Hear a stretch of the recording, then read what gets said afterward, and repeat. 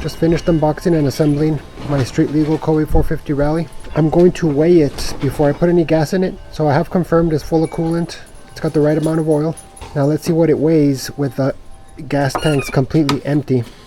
I haven't confirmed they're empty, but from what I understand, it's shipped without gas. So let's just do a very wafting technique.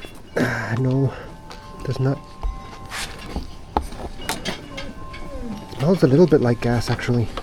Might have been a minimal amount they put in there, started up at the factory for testing. I wonder, would it start with whatever bit of fuel they put in there? Let's find out. Might not be completely empty.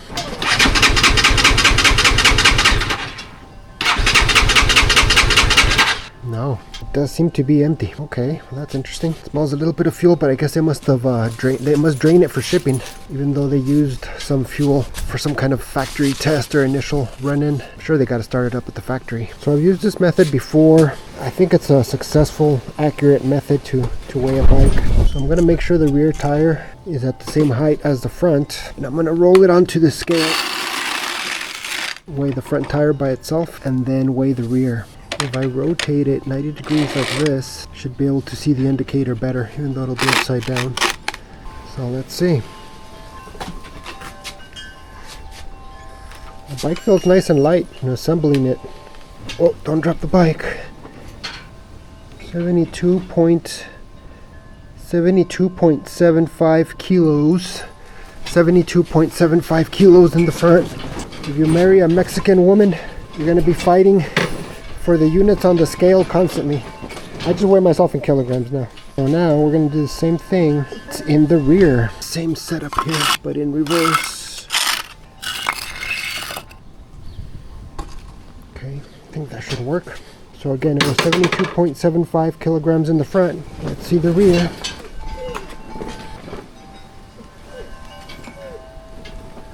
Okay. 78.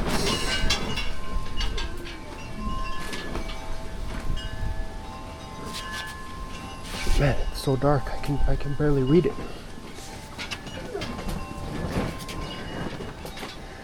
Put the bike in gear because that way I can hold it easier. Try to hold it. See if I don't. My first drop isn't 77.55. 77.55. 332 pounds with no gasoline in it. Now the street legal version, what is heavier on this one? I got the mirrors installed on it. The exhaust might be different. It might be denser in here, quieter. I'm not sure if the catalytic converter is the same or different as the off-road version. The airbox is likely heavier. Other than that, there shouldn't be that many things that are different.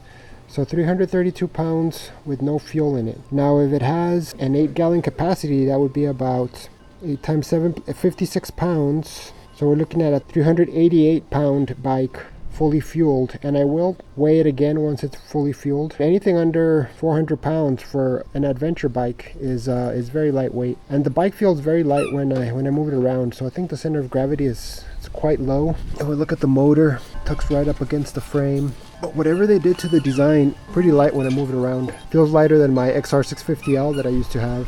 And about the same as my WR250R when I had it fueled and modified for light adventure touring. But this is with the bike empty right now. Once I fill it up with 8 gallons of fuel, I'm sure it's going to feel heavier than my WR250R. And it should still feel lighter than the XR650L with the lower center of gravity. But yeah, that's pretty close to what Kove claims. I think it's like 320 pounds, 319 pounds dry. That's what it weighs. If you find this type of content useful, please consider subscribing and hit that like button to be notified of future content.